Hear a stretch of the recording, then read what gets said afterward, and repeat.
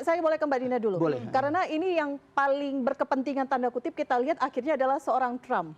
Bagaimana pernyataannya kepada media begitu ya, statement-statementnya begitu. Dan tadi juga disampaikan ada kekhawatiran bahwa ini ujung-ujungnya mengganggu kepentingan Amerika karena ada Selat Hormuz di sana.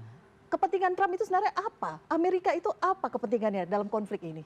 Kepentingannya Trump itu dua, satu buat dirinya sendiri, satu baru buat Amerika.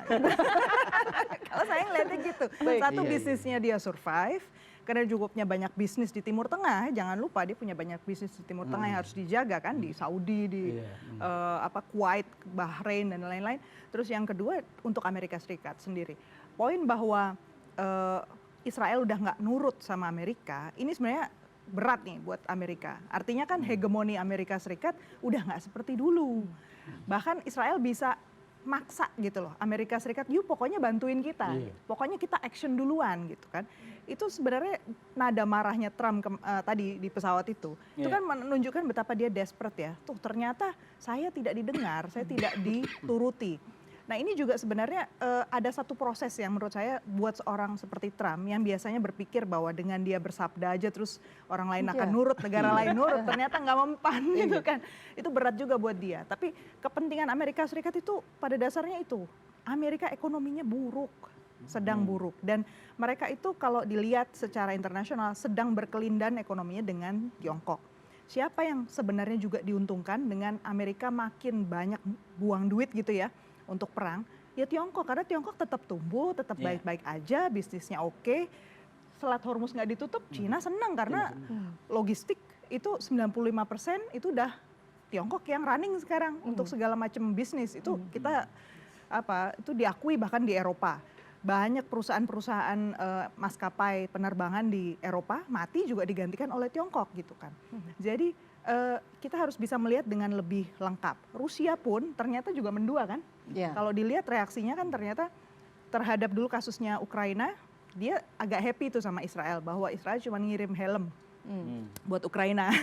Itu kan setengahnya bantuin si Rusia ya, jadi nggak all out bantu. Terus yang kedua juga terakhir si Putin juga bikin statement kan bahwa kita harus memikirkan orang-orang Rusia, ada 2 juta yang ada di Israel. Jadi kalau dia juga punya kepentingan nggak all out bantu Iran, karena takutnya nanti kena juga orang-orang mereka. Di dalam negerinya Putin berarti kan akan ada outrage ya, ada kemarahan juga dari publik kalau sampai nyerang orang Rusia yang ada di Israel. Jadi situasinya udah nggak sesederhana dulu di mana setiap negara itu terpisah-pisah, mobilitas masyarakat terbatas, bisnis juga masih terbatas. Sekarang bisnis di Timur Tengah yang punya udah banyak negara.